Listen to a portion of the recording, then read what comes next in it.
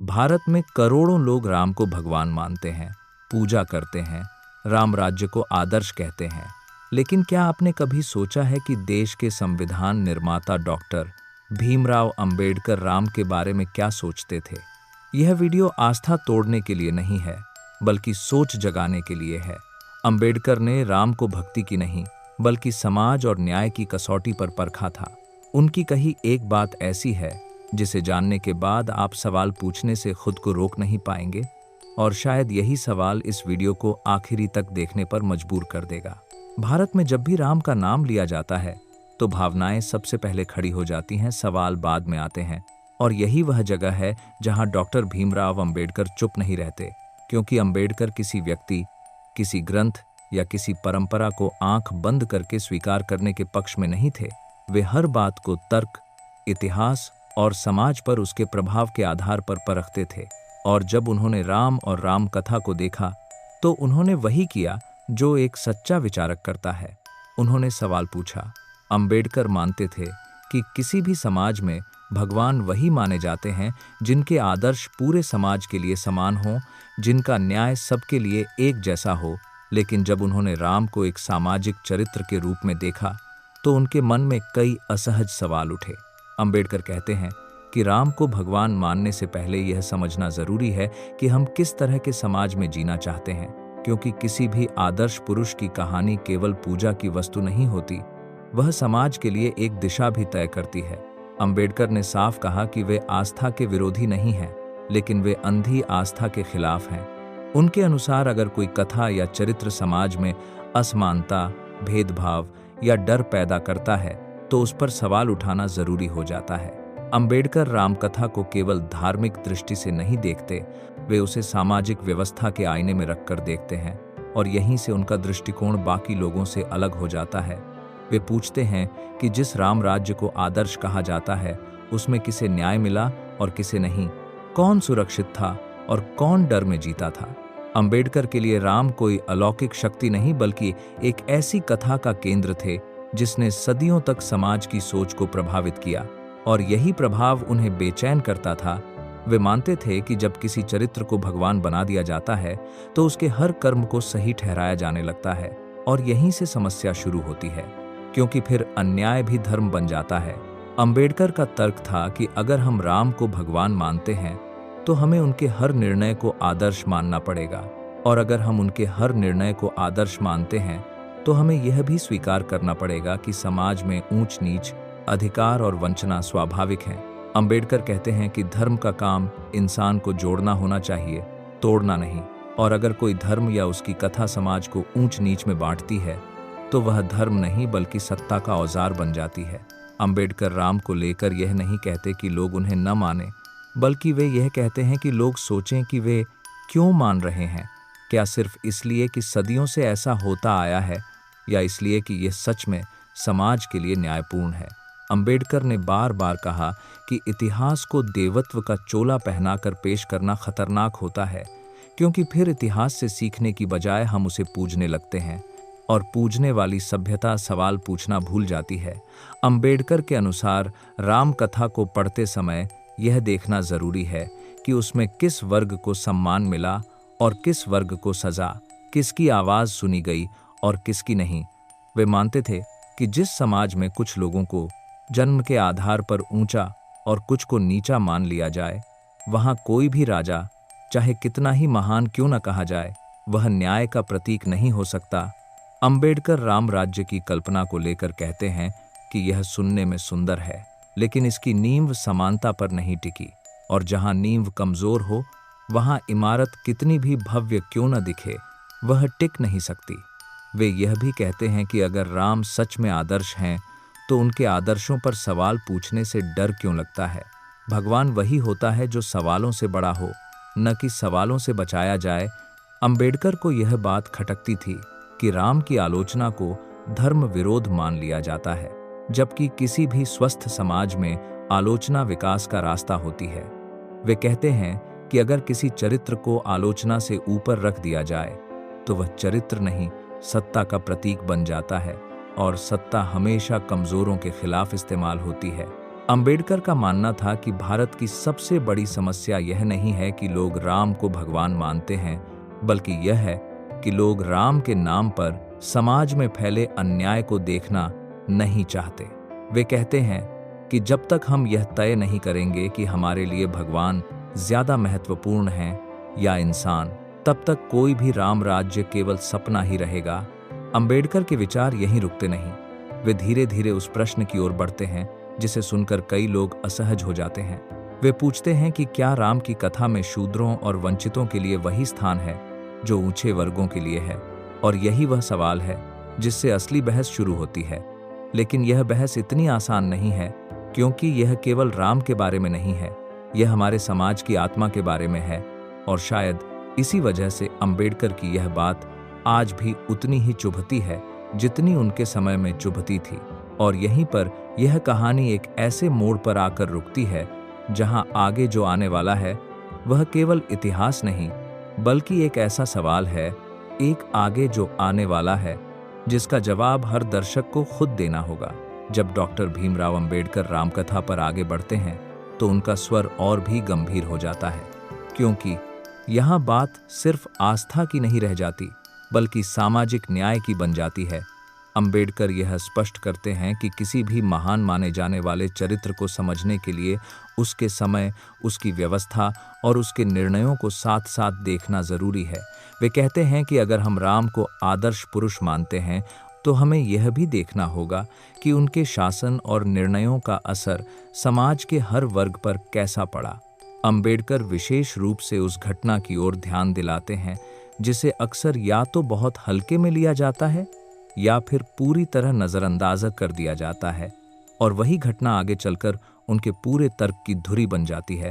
वे बताते हैं कि रामकथा में एक ऐसा प्रसंग है जो साफ करता है कि उस समय समाज में जन्म के आधार पर अधिकार तय किए जाते थे। और यही वह बिंदु है जहां अंबेडकर असहज हो जाते हैं। वे कहते हैं कि अगर कोई व्यक्ति केवल इसलिए दंडित होता है क्योंकि वह एक विशेष वर्ग में पैदा हुआ है, तो उस व्यवस्था को न्यायपूर्ण नहीं कहा जा सकता, चाहे उसे कितना ही पवित्र या दिव्य क्यों न बताया जाए। अंबेडकर का तर्क ये है कि धर्म अगर समाज को नैतिक दिशा देता है तो उसमें करुणा, समानता और तर्क होना चाहिए। लेकिन अगर वही धर्म डर, चुप्पी और अधीनता सिखाए तो उस पर सवाल उठाना अनिवार्य हो जाता है। वे कहते हैं कि राम कथा को सदियों तक इस तरह प्रस्तुत किया गया कि उसमें उठने वाले कठिन सवालों को दबा दिया गया और लोगों को यह सिखाया गया कि प्रश्न करना पाप है, जबकि अंबेडकर मानते थे कि प्रश्न करना ही असली पूजा है, क्योंकि बिना प्रश्न के कोई भी समाज आगे नहीं बढ़ सकता। वे यह भी स्पष्ट करते हैं कि उनका उद्देश्य किसी की आस्था को ठेस पहुंचाना नहीं है, बल्कि यह दिखाना है कि कैसे आस्था का उपयोग सामाजिक असमानता को बनाए रखने के लिए किया गया। अंबेडकर पूछते हैं कि अगर राम सच में मर्यादा पुरुषोत्तम है तो उनकी मर्यादा किसके लिए थी और किसके लिए नहीं? क्या वह मर्यादा समाज के हर व्यक्ति पर समान रूप से लागू होती थी या सिर्फ कुछ वर्गों तक सीमित थी? वे कहते हैं कि इतिहास में अक्सर ऐसा होता है कि विजेताओं की कहानियां महान बन जाती हैं और पीड़ितों की आवाज दबा दी जाती है, और राम कथा के साथ भी कुछ ऐसा ही हुआ।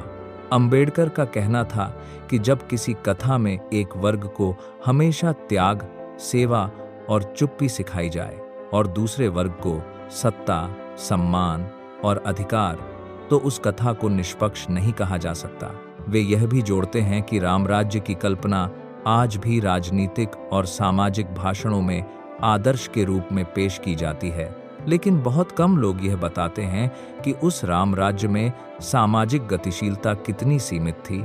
अंबेडकर कहते हैं कि किसी भी आदर्श राज्य की पहली पहचान ये होती है कि वहाँ सबसे कमजोर व्यक्ति कितना सुरक्षित है, और जब वे इस कसौटी पर रामराज्य को रखते हैं तो उन्हें कई सवाल दिखाई देते हैं। वे साफ कहते हैं कि अगर कोई व्यवस्था यह तय करती है कि कौन ज्ञान प्राप्त कर सकता है और कौन नहीं, कौन तप कर सकता है और कौन नहीं, तो वह व्यवस्था इंसानी गरिमा के खिलाफ है, चाहे उसे धर्म का नाम दिया जाए या परंपरा का। अंबेडकर इस बात पर भी जोर देते हैं कि भगवान की अवधारणा को सामाजिक जिम्मेदारी से अलग नहीं किया जा सकता। अगर भगवान का नाम लेकर किसी समाज में भेदभाव को सही ठहराया जाए तो वह भगवान नहीं बल्कि सत्ता की संरचना बन जाती है। वे यह भी कहते हैं कि राम को लेकर असहमति रखने वालों को देशद्रोही या अधार्मिक कह देना समस्या का समाधान नहीं है, बल्कि यह दिखाता है कि समाज बहस से डर रहा है। अंबेडकर के अनुसार मजबूत आस्था वह होती है जो सवालों से टूटती नहीं, बल्कि और स्पष्ट होती है। वे लोगों से आग्रह करते हैं कि वे राम को मानने से पहले यह सोचें कि क्या वे उस सामाजिक संदेश को भी स्वीकार करने के लिए तैयार हैं जो राम कथा के साथ जुड़ा हुआ है। अंबेडकर का यह विश्लेषण धीरे धीरे उस बिंदु पर पहुंचता है जहां वे कहते हैं कि भारत की समस्या भगवानों की कमी नहीं है, बल्कि न्याय की कमी है, और जब तक न्याय को सबसे ऊपर नहीं रखा जाएगा, तब तक कोई भी आदर्श, चाहे वह कितना ही पवित्र क्यों न बताया जाए, समाज को बराबरी की ओर नहीं ले जा सकता। वे यह भी कहते हैं कि धर्म अगर मनुष्य को मनुष्य से ऊपर नहीं उठा सकता, तो वह केवल रस्म बनकर रह जाता है, और यही कारण है कि वे राम कथा को अंतिम सत्य नहीं, बल्कि एक ऐतिहासिक सामाजिक दस्तावेज की तरह पढ़ने की सलाह देते हैं। अंबेडकर के अनुसार किसी भी समाज की असली परीक्षा यह नहीं है कि वह अपने नायकों की कितनी पूजा करता है, बल्कि यह है कि वह अपने सबसे कमजोर नागरिक के साथ कैसा व्यवहार करता है। और यहीं पर यह भाग एक ऐसे मोड़ पर आकर रुकता है जहां आगे आने वाला प्रश्न और भी सीधा और भी असहज होने वाला है, क्योंकि अब बात केवल विचारों की नहीं, बल्कि उन परिणामों की होने वाली है जो इन विचारों ने सदियों से समाज पर छोड़े हैं। जब डॉक्टर भीमराव अंबेडकर की बातों को समाज के तीसरे व्यक्ति यानी एक साधारण दर्शक, एक आम नागरिक की नज़र से देखा जाता है, तो तस्वीर और भी स्पष्ट होने लगती है, क्योंकि यह नागरिक न तो किसी ग्रंथ का विद्वान है और न ही किसी आंदोलन का नेता। वह बस अपने जीवन में सम्मान, सुरक्षा और बराबरी चाहता है। और जब वह राम और राम कथा के बारे में चल रही बहस को सुनता है, तो उसके मन में पहला सवाल यही उठता है कि आखिर इस बहस का उसके रोजमर्रा के जीवन से क्या लेना देना है। यहीं से अंबेडकर की बातों की असली ताकत सामने आती है, क्योंकि वे किसी ऊंचे मंच से नहीं, बल्कि समाज के सबसे नीचे खड़े व्यक्ति की जरूरतों से बात शुरू करते हैं। तीसरे व्यक्ति की नज़र से देखें तो रामकथा केवल एक धार्मिक कथा नहीं रह जाती, बल्कि एक सामाजिक पाठ बन जाती है, जो यह सिखाती है कि किसे बोलने का अधिकार है और किसे चुप रहने की सीख दी जाती है। यह नागरिक देखता है कि सदियों से उसे बताया गया कि राम आदर्श हैं, राम मर्यादा हैं, राम न्याय हैं, लेकिन जब वह अपने जीवन में न्याय ढूंढता है तो उसे राम राज्य कहीं दिखाई नहीं देता। अंबेडकर इसी अंतर को उजागर करते हैं। वे कहते हैं कि जब कोई आदर्श केवल किताबों और मंचों तक सीमित रह जाए और जमीन पर उसका कोई असर न दिखे, तो उस आदर्श की पुनः जांच जरूरी हो जाती है। तीसरे व्यक्ति की नज़र से यह भी साफ दिखता है कि राम के नाम पर समाज में एक ऐसी चुप्पी थोप दी गई है जिसमें सवाल पूछना असभ्यता और असहमति को अपमान माना जाता है। अंबेडकर इस चुप्पी को सबसे खतरनाक मानते हैं, क्योंकि चुप समाज कभी भी न्यायपूर्ण समाज नहीं बन सकता। यह नागरिक देखता है कि जब भी कोई व्यक्ति रामकथा के किसी पक्ष पर सवाल उठाता है, तो उसे तुरंत आस्था विरोधी ठहरा दिया जाता है। और यहीं पर अंबेडकर का तर्क और भी ज्यादा प्रासंगिक हो जाता है। वे कहते हैं कि धर्म अगर सच में मजबूत है, तो उसे सवालों से डरने की जरूरत नहीं। तीसरे व्यक्ति के लिए राम भगवान हो या न हो, यह सवाल उतना बड़ा नहीं है जितना यह सवाल कि क्या उस भगवान की कथा उसे बराबरी का अधिकार देती है या नहीं। अंबेडकर बार बार इस बात पर जोर देते हैं कि समाज को नायकों से ज्यादा सिद्धांतों की जरूरत होती है, क्योंकि नायक समय के साथ बदल सकते हैं, लेकिन सिद्धांत ही समाज को दिशा देते हैं।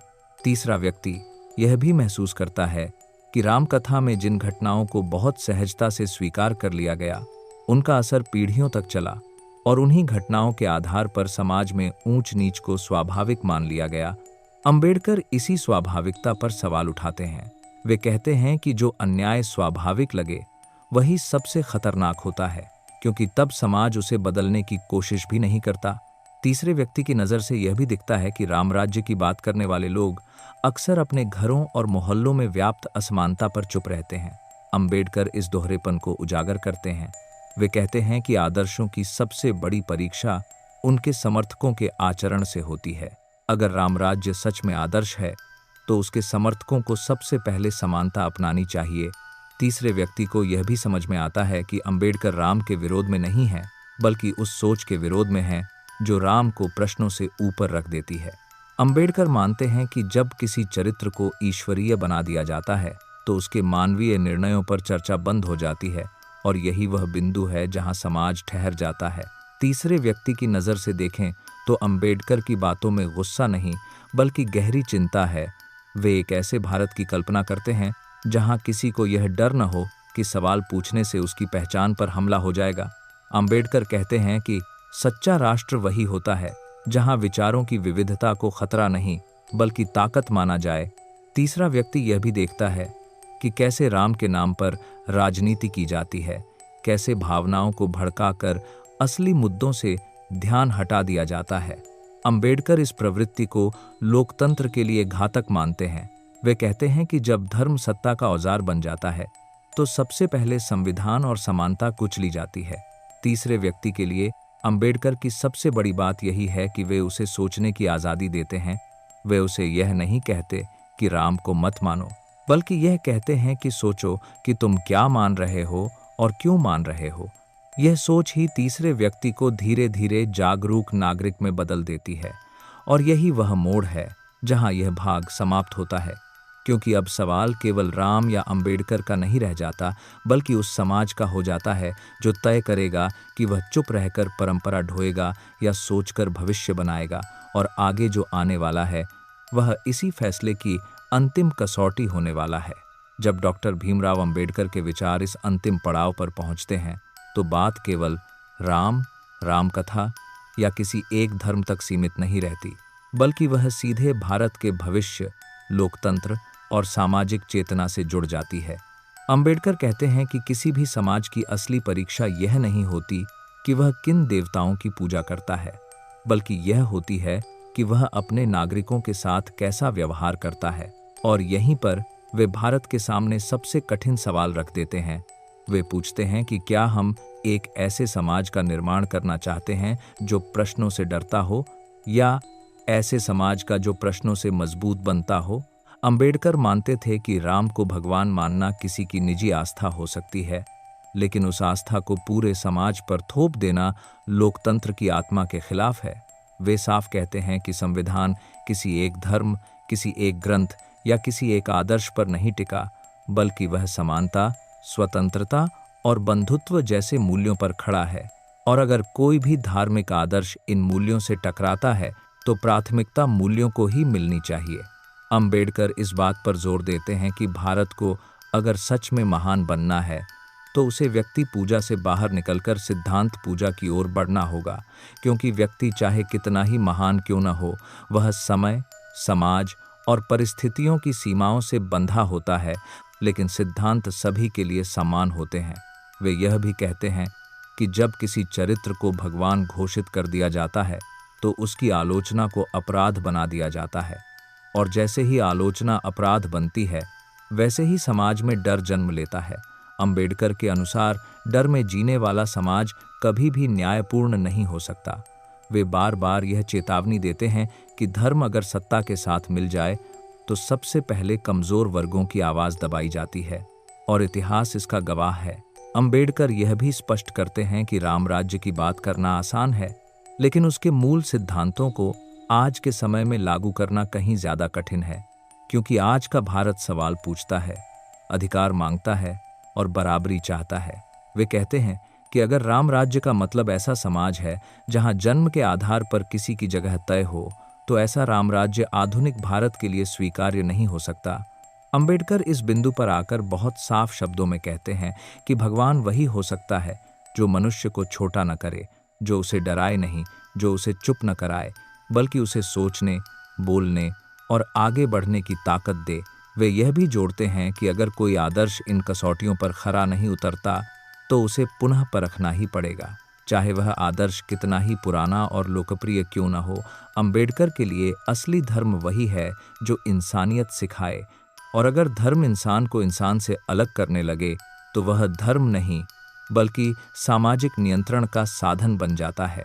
इस अंतिम भाग में अंबेडकर का स्वर आरोप लगाने वाला नहीं, बल्कि आगाह करने वाला बन जाता है। वे कहते हैं कि भारत अगर केवल भावनाओं के सहारे चलेगा तो वह बार बार बंटेगा, लेकिन अगर वह विचारों के सहारे चलेगा तो वह जुड़ेगा। वे यह भी कहते हैं कि राम को मानने या न मानने का फैसला व्यक्तिगत हो सकता है, लेकिन न्याय को मानना हर नागरिक की जिम्मेदारी है। अंबेडकर की सबसे बड़ी चिंता यही थी कि कहीं भारत अपनी आत्मा न खो दे, कहीं वह सवाल पूछने की आदत न छोड़ दे, क्योंकि जिस दिन समाज ने सवाल पूछना बंद कर दिया, उसी दिन अन्याय स्थायी हो जाता है। वे अंत में यह संदेश देते हैं कि भगवानों की संख्या बढ़ाने से समाज बेहतर नहीं होता, बल्कि इंसान की कीमत बढ़ाने से समाज बेहतर होता है। और यही वह बिंदु है जहां यह पूरी श्रृंखला आकर ठहरती है, क्योंकि अब सवाल यह नहीं बचता कि राम भगवान हैं या नहीं। असली सवाल यह बन जाता है कि हम किस तरह का भारत चाहते हैं, एक ऐसा भारत जो परंपरा के नाम पर चुप रहे, या एक ऐसा भारत जो संविधान के साथ खड़ा होकर बराबरी, न्याय और इंसानियत को अपना भगवान माने। और इस सवाल का जवाब कोई ग्रंथ, कोई नेता या कोई विचारक नहीं देगा। यह जवाब हर दर्शक को अपने भीतर ढूंढना होगा। यह वीडियो किसी की आस्था को तोड़ने के लिए नहीं, बल्कि सोच को जगाने के लिए था। बाबा साहेब डॉक्टर भीमराव अंबेडकर हमें यही सिखाते हैं कि सवाल करना अपराध नहीं, बल्कि जागरूक नागरिक की पहचान है। राम को मानना या न मानना व्यक्तिगत आस्था हो सकती है, लेकिन न्याय, समानता और इंसानियत को मानना हर समाज की जिम्मेदारी है। अगर हम बिना सोचे सिर्फ परंपरा ढोते रहे तो भविष्य भी वैसा ही होगा जैसा अतीत था। फैसला अब आपके हाथ में है, चुप रहकर मानने का या सोचकर बेहतर समाज बनाने का। तो दोस्तों, आज के वीडियो में बस इतना ही। मिलते हैं अगले वीडियो में। तब तक के लिए जय भीम, जय संविधान, नमो बुद्धाय।